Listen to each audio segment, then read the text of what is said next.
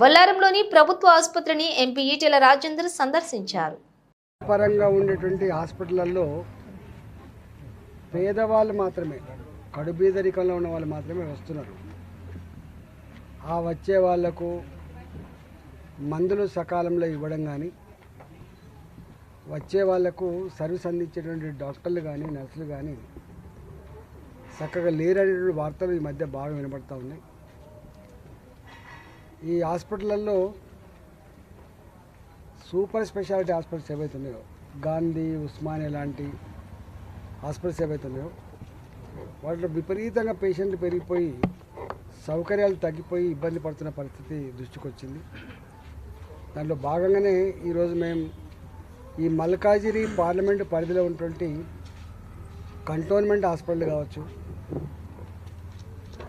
మిగతా హాస్పిటల్ కావచ్చు, urban health centre కావచ్చు, ఇవన్నీ కూడా విజిట్ చేసి ప్రజలతో ఇంటరాక్ట్ అయ్యి హాస్పిటల్లో పనిచేసే సిబ్బందితో కూడా ఇంటరాక్ట్ అయితే ఒక 50 రూపాయలు డాక్టర్ కన్సల్ట్ చేయాలంటే, పీడియాట్రిక్ చిన్నపిల్లల డాక్టర్ అయితే 50 రూపాయలు, ఇట్లా అనేక వాటికి సర్వీస్ ఛార్జీలు పెట్టారు.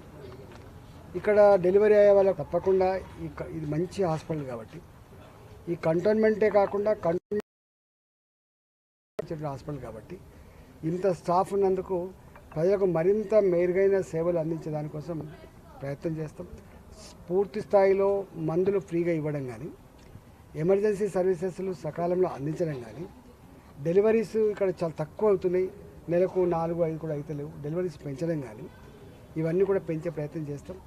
నేను కంటోన్మెంట్ బోర్డులో ఇక్కడ పార్లమెంట్ సభ్యుడిగా అయిన తర్వాత కంటోన్మెంట్ బోర్డులో నేను కూడా మెంబర్ని కాబట్టి డెఫినెట్గా ఈ దవాఖానలో డాక్టర్ల కొరత కావచ్చు, ఇతర స్టాఫ్ కొరత కావచ్చు, మందుల కొరత కావచ్చు, ఇతర ఎక్విప్మెంట్, ఇక్కడ డెంటల్ సంబంధించిన ఎక్విప్మెంట్ ఉంది, సంపూర్ణంగా లేదు, ఇవాళ లేబర్ రూమ్ ఉంది, ఆపరేషన్ థియేటర్ ఉంది, దాని సౌకర్య సకాలు ఇవన్నీ మెరుగుపరిచేటువంటి ప్రయత్నం తప్పకుండా చేస్తామని చెప్పి ఈ సందర్భంగా మనం చేస్తున్నాం.